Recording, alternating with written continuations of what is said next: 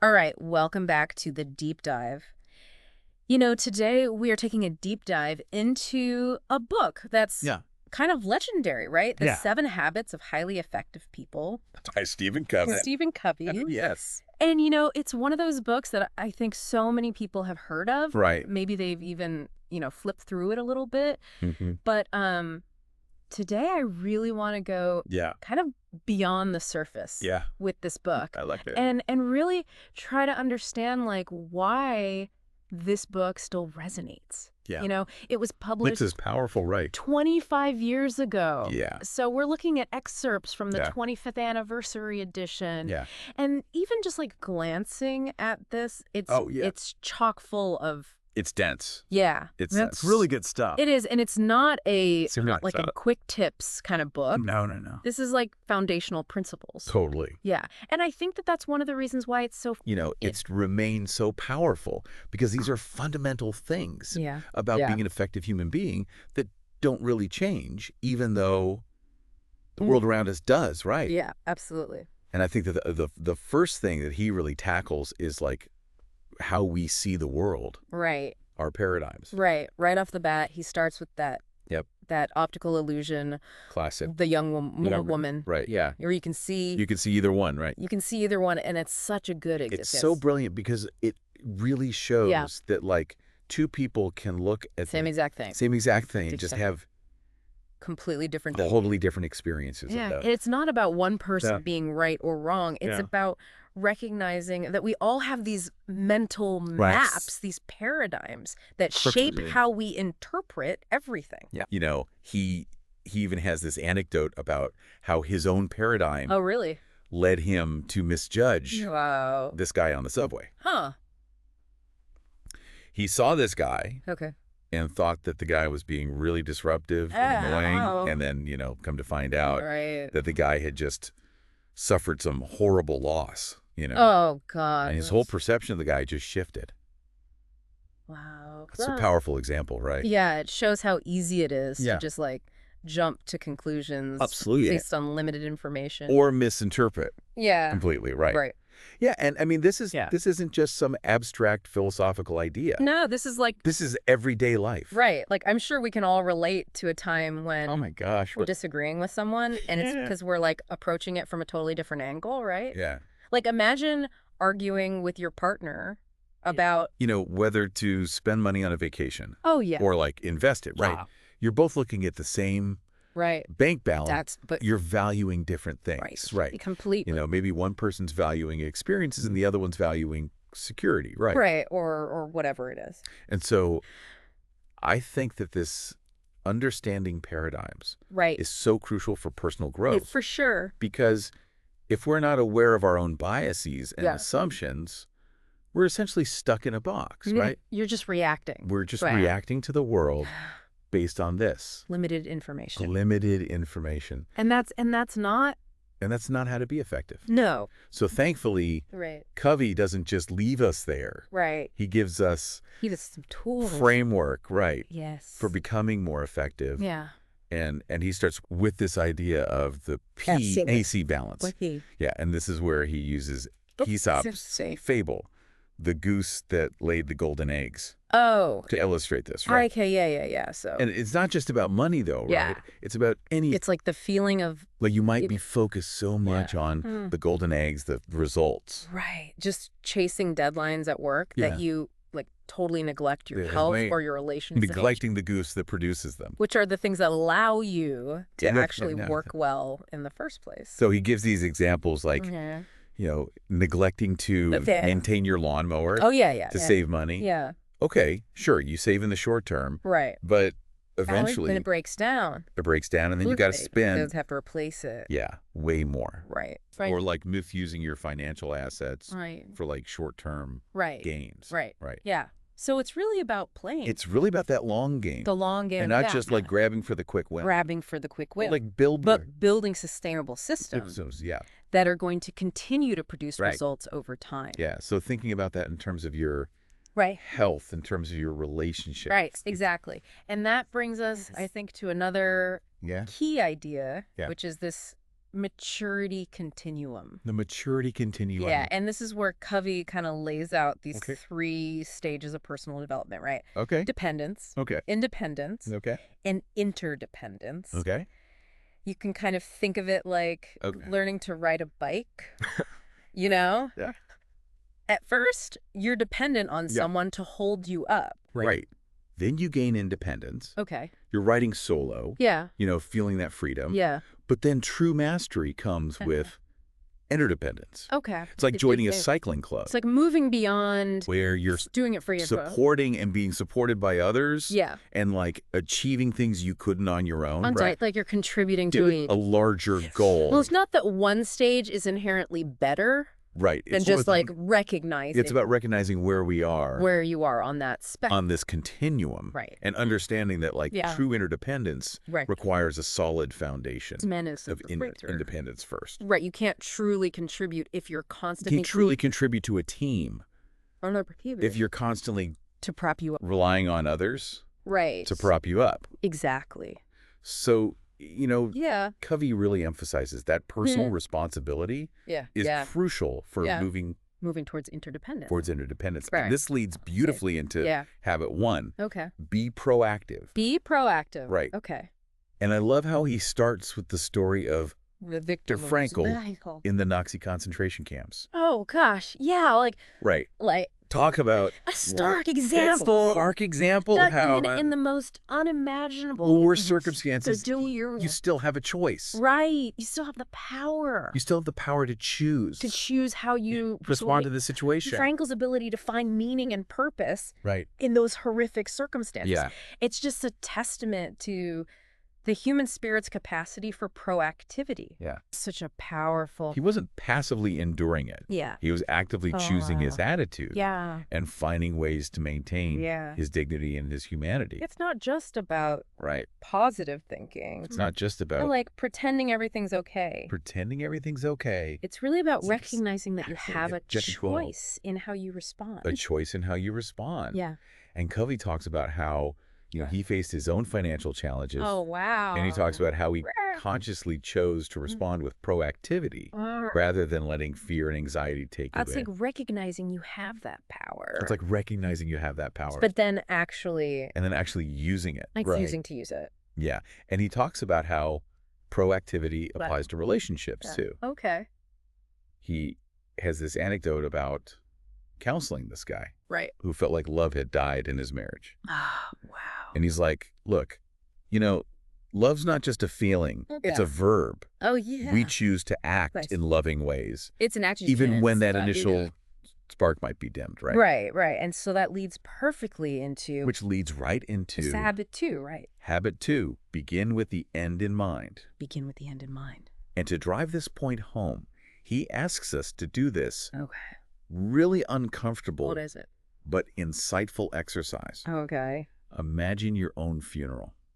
Oh my gosh. Right. Wow. That is, Uncomfortable. it's like it forces you to confront these big questions. Yeah, like What do you want to be remembered for? what is my What kind of purpose? legacy do you want to leave behind? Yeah.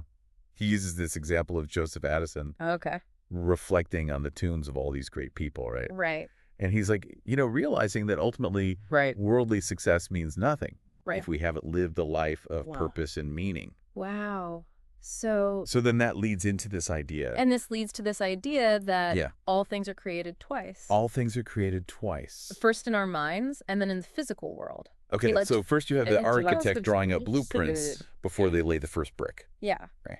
Yeah, so he's encouraging us to make So he's encouraging That's us first- to create create our own blueprints okay for our lives by writing a Uh-huh. personal mission statement. personal mission statement. Right. Like, And he actually gives Yeah. some examples of mission statements in the book, oh, cool. which is Okay. really Oh, helpful to have those kind of get started. And he emphasizes Right. that a truly effective mission statement Okay. isn't just a vague List of goals. It's a It's a deeply personal right. It's like your operation of your values, your aspirations, yeah. and your unique contribution to the world. It's like your Right. North Star, Like right? their North Hold on. Star.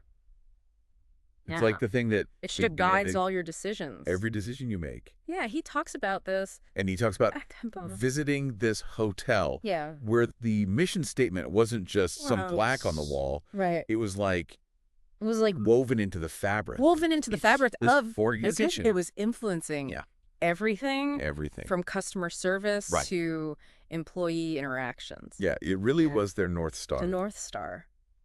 So that's the power. That's the power of beginning with the end in mind. With the end in mind. Yeah, it gives you that. It gives you a framework for making choices that are aligned with your and deepest values and aspirations. That leads into habit 3. But having a clear vision is only part of the equation. Right. We also need to know how to...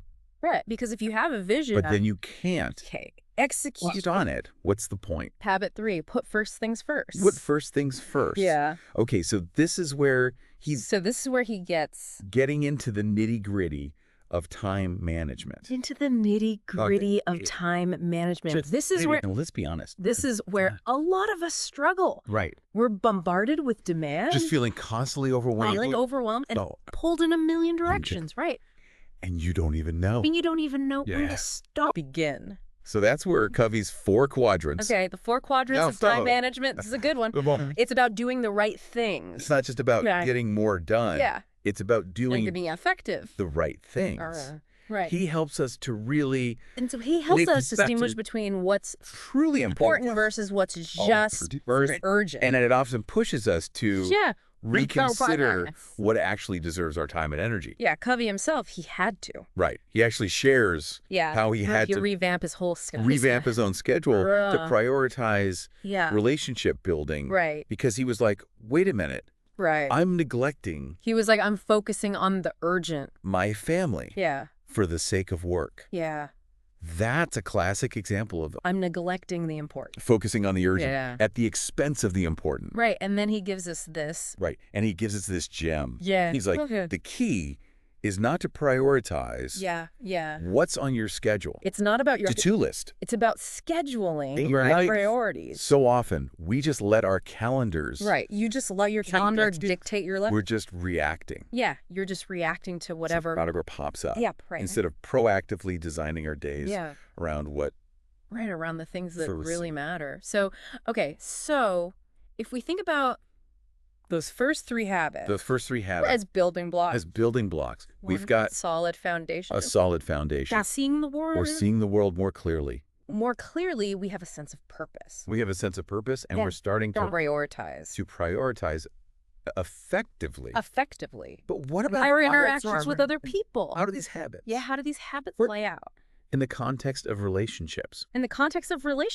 That's where the next... That's where the habits comes up. And that's where things get really interesting. Moving from the personal realm to the social realm. Right, to the social. Exploring how these habits can help us build.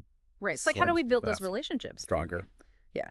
And Covey introduces this concept called the emotional bank account. The emotional bank account. And it's such a brilliant metaphor because it helps us to see how trust and connection are built over time. Yeah, I like that. Just like a financial bank account. It makes total sense. Right. Yeah. We make deposits when we do things that strengthen. Deposits by doing things that strengthen the relationship. Like being kind. Right. Keeping promises. Like being kind. Really listening to the other person. Promises. Right. Really listening. And then there's withdrawals, right. To understand the other person. When we're careless. And then there are withdrawals. Right. Those moments when we're careless with our words or actions. I think he also emphasizes that it's the little things. We fail to follow through. And Covey emphasizes that the little things really do add up. They add up. He tells this heartwarming story. What is it? About his son falling asleep during a movie. And how he carefully covered him. It's a small gesture, but it's a small gesture. Yeah. But it speaks volumes. Speaks volumes. About love and care. It reminds me of how my partner always makes sure I have coffee in the morning, even when he's running late. Right. It's such a simple act of service. Act of service. But it makes you feel... It just makes me feel so loved and cared for. Loved. It's like a deposit. It's a deposit in the emotional bank account. Emotional bank account. Right. And Covey points out that, you know, when When that account is full, Our emotional bank account with someone is full, there's so much. there's a lot more flexibility More flexibility in the relationship. in the relationship. Yeah, like you can weather the storms, We can disagreements and misunderstandings Yeah. without causing major damage. Right. But when it's overdrawn, But when it's overdrawn, it's like we're bumping constantly walking on and eggshells, walking on eggshells. worried about Worried about doing the wrong saying a wrong thing. Yeah. So it's not just about. So it's not just avoiding conflict. It's about creating a Even if- foundation of It's trust not foundation. and goodwill Yeah. that allows us to navigate challenges more effectively. Which brings us Yeah. So then we get to habit 4. to habit 4. Think win-win. Think win-win. This is where Covey Yeah. challenges us Okay. to move beyond that Yeah, that win-lose. ingrained win-lose mentality. Yeah, that's so prevalent That's so prevalent in our society. in our society. Think about it. We see it Yeah, you see it everywhere. everywhere, right? Yeah. From competitive sports to Competitive sports. yeah, like corporate ladder climbing. ladder climbing. Yeah, it's like Somehow. I win, you lose. You know, our legal system. Yeah, the legal system, like it's everywhere, but in a truly interdependent world that does really. a truly interdependent world. Oh, wait, That win-lose thinking yeah, ultimately creates more problems yes, more problems. than it solves. Yeah, So finding a win-win he really easy. challenges us to No, and sometimes it feels like think differently. yeah. Expert, Yeah, and sometimes it feels like you have to compromise your own needs, right? right, or sacrifice something important To accommodate the other person. Yeah, to accommodate the other person. And Covey acknowledges that Right. it's not always simple. Right. He talks about the importance of having both courage Okay. and consideration. Okay. So you need both of those. You need both courage to stand up for, Right, to stand up for the- what you believe in, but also but also well, consideration right, for consideration for the other the person. needs and perspective Yeah. of others. So it's about finding that balance It's about finding that balance between between courage, and consideration. consideration, right? And he tells this story yeah. about this What is it? software company president Okay. who walked away Oh. from a major contract, Oh, because away from a contract a true win-win. because it wasn't a win-win. He was willing to Wow. lose the deal So he was willing to lose in order to maintain his integrity Okay. and protect Wow. the long-term interests of his company. Yeah. So So sometimes no deal is better. no deal. Right. No deal is better That's the best option. than a bad deal.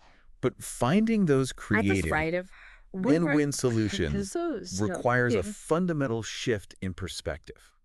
win-win solutions. Covey calls it the abundance mentality. The abundance mentality. Yeah. So what is that? It's about believing Okay. that there's enough Okay. out there, Okay. enough to go around. for everyone, Right. that someone else's That's success It's not a that diminish, is diminish your own. a zero-sum game. It's the opposite of that Yeah. scarcity mindset, Okay. where we see Right, where it's like if Yeah. you get a piece of the pie, as a competition, yeah, then there's less for me. a zero-sum game. Right, right, right. So the abundance mentality is essential Okay, so if you for creating win-win that's solutions. abundance mentality, then that allows you to be more open to Because it allows us to see win-win. possibilities instead of limitations. Right, because you can see that it's possible for both of us. It opens us up to Yeah. collaboration and creativity Right. instead of So being not to be stuck in that. us So versus them. Right, exactly, exactly. Totally. So, okay, so that makes sense.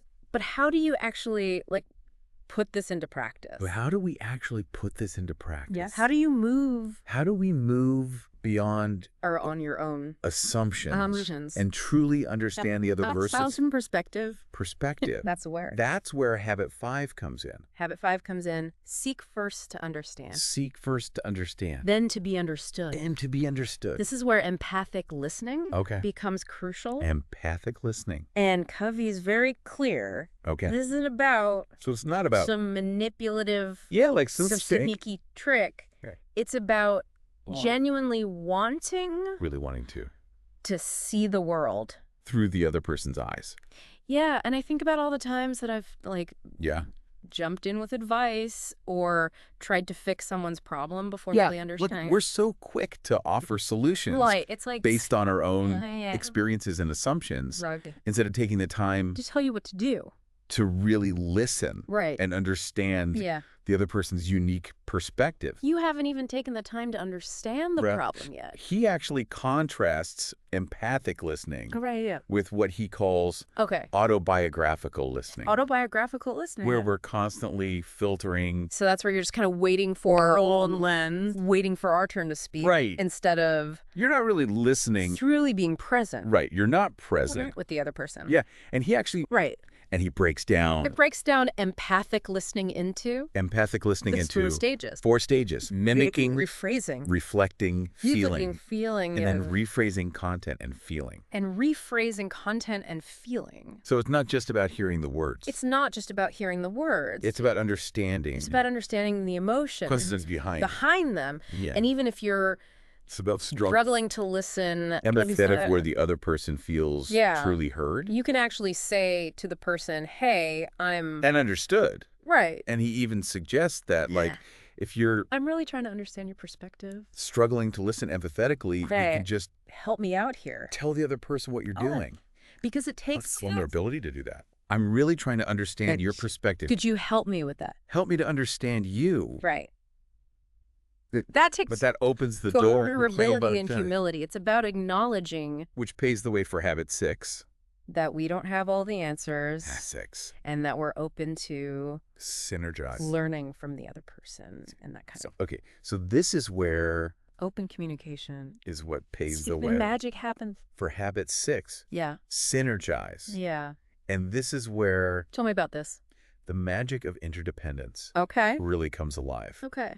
Covey defines synergy. Synergy as the whole is greater than the sum of its parts. The whole is greater than the sum of its parts. It's about recognizing that when we bring together perspective. Right. It's about bringing together different perspectives. We can create something truly extraordinary. Right. And that together. Something that none of us could have achieved on our own. Right. It's kind of like that saying 2 heads are better than 1. 2 heads are better than 1. But synergy goes beyond just brainstorming or problem solving. Right. It's about creating... It's about creating a culture and mutual respect where everyone feels empowered. Where everyone feels empowered. To contribute their unique talents and perspectives. Right. Right. Oh.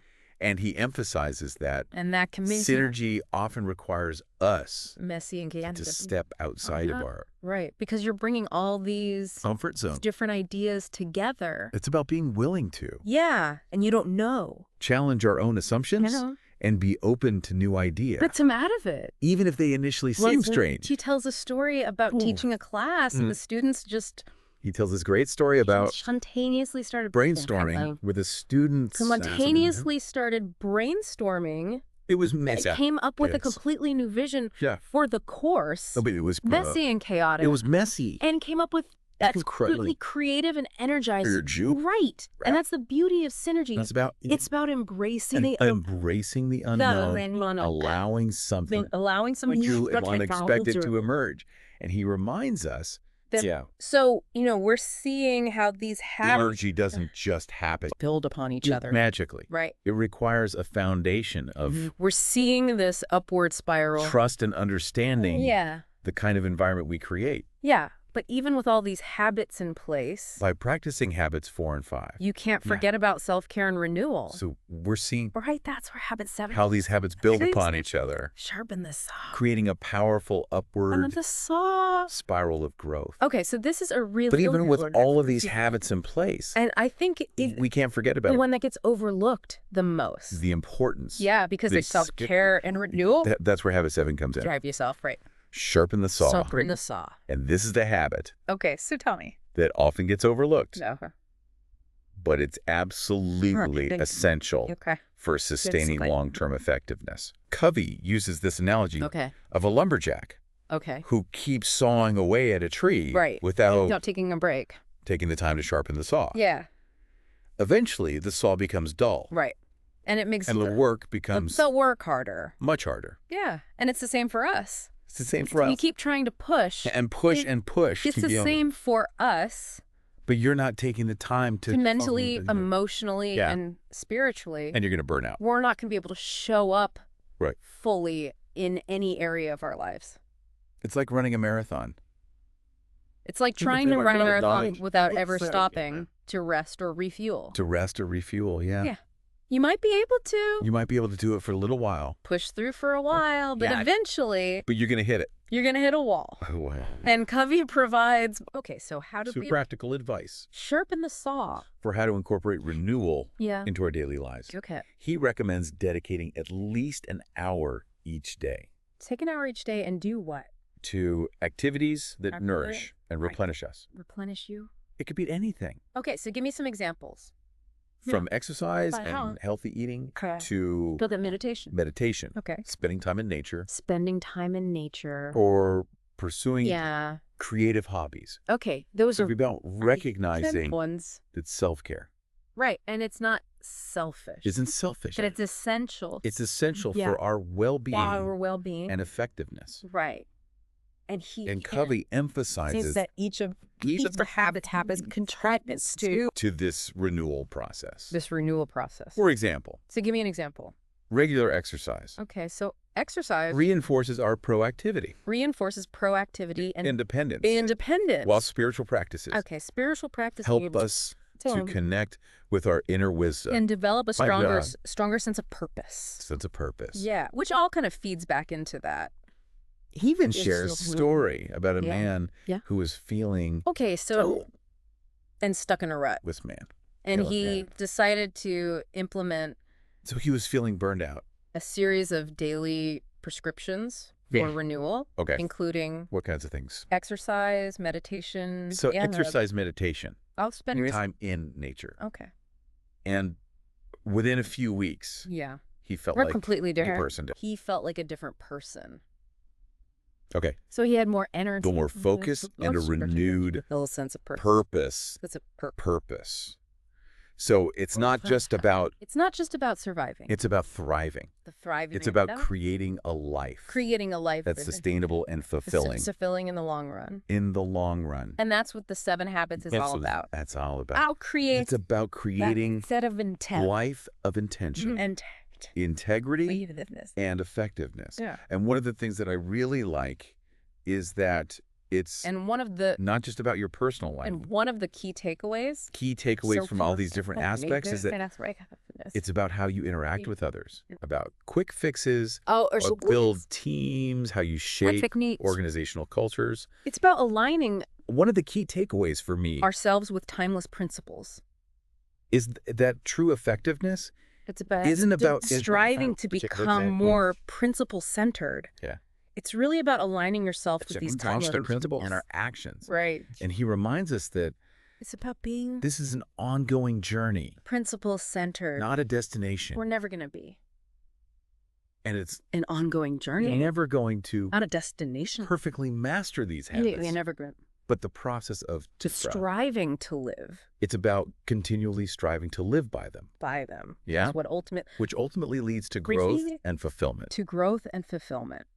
So as we wrap up, embracing that upward... deep dive into the 7 Habits of Highly Effective People.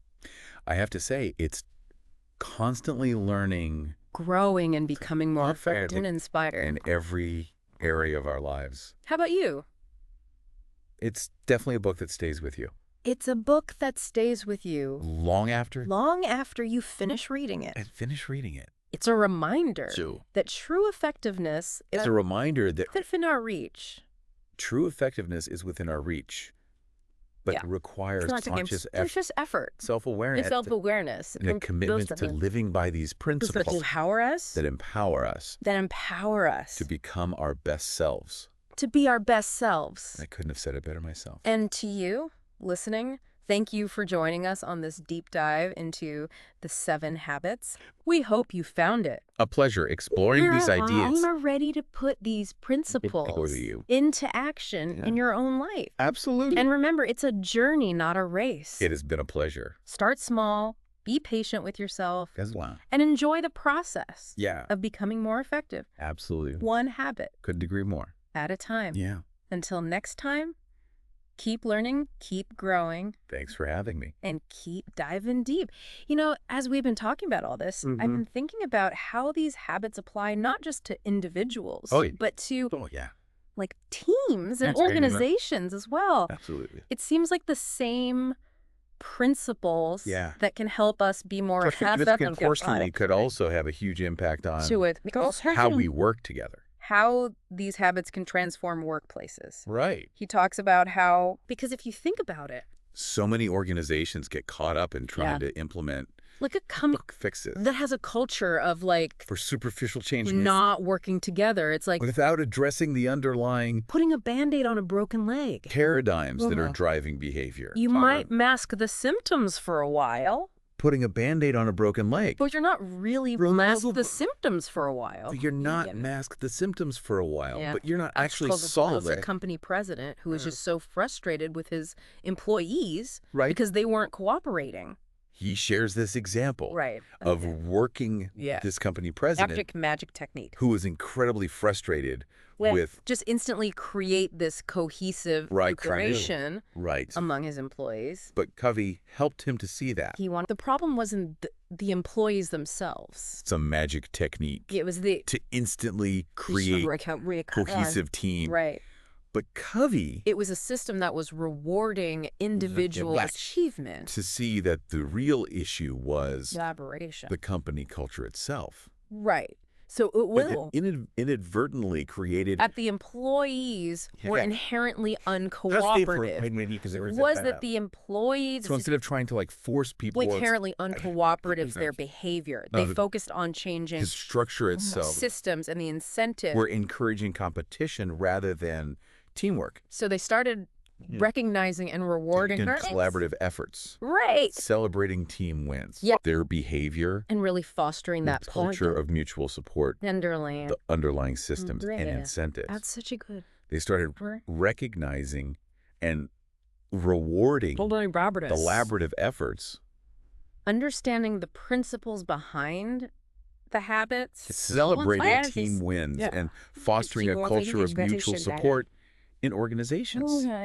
It's not about manipulating people. It's a great example. It's about how understanding an environment that naturally supports the habits can lead to the behavior that you want. Real sustainable change in organizations. And speaking of creating... It's not about supportive environment. He also talks about delegation. But not the traditional kind. He talks about weird behavior. Stewardship delegate. And speaking so what is that? Of creating supportive environments. How is that different from regular delegation? Dives into the topic of delegation. Yeah. But not the traditional top-down kind of... He introduces something called stewardship delegation. Stewardship delegation. Okay. So what's the difference? This is about focusing on results rather than methods. Okay, so instead of micromanaging every little step. Micromanaging and dictating. You really give exactly how something should be done. Power to empower the other person to figure it out on their own. And you're just providing support. Providing guidance and support along the way. Yeah. Right. He has this story about delegating yard work to his son.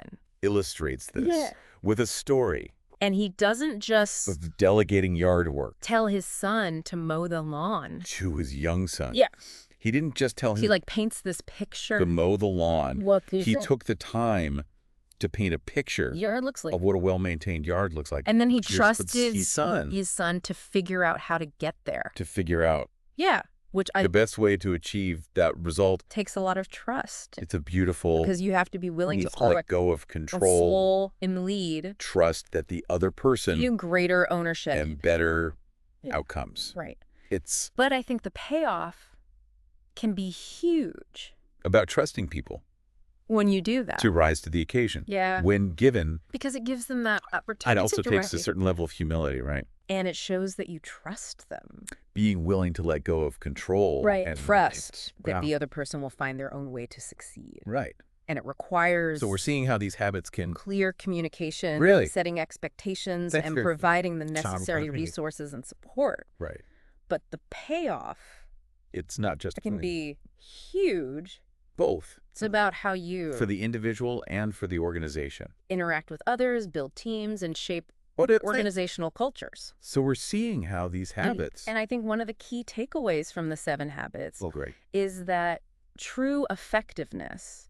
A ripple effect influencing, not just kicking habits. Isn't about those quick fixes. The personal lives. Or also superficial techniques. It's about aligning yourself with these and shape organizational cultures. And it's a reminder that this is an ongoing journey. It's Covey's work. It's not a destination. Is that true? We're never going to... Effectiveness isn't about quick fixes or superficial techniques. It's about assigning ourselves with striving to live by them. Timeless principles. It's about constantly striving to become more principle-centered in our thinking and our actions. It's about embracing that upward spiral. He reminds us. Constantly learning, growing. Becoming more effective. Not a destination. We're never going to perfectly master these habits. So as we wrap up... But the process of striving to live by them. The 7 habits of highly effective people. Is what ultimately leads to growth and fulfillment. An insightful journey for me. It's about embracing. And it's left me feeling... that upward spiral. Both challenged and inspired. Constantly learning. How about you? Growing and becoming more effective. Definitely a book that stays with you.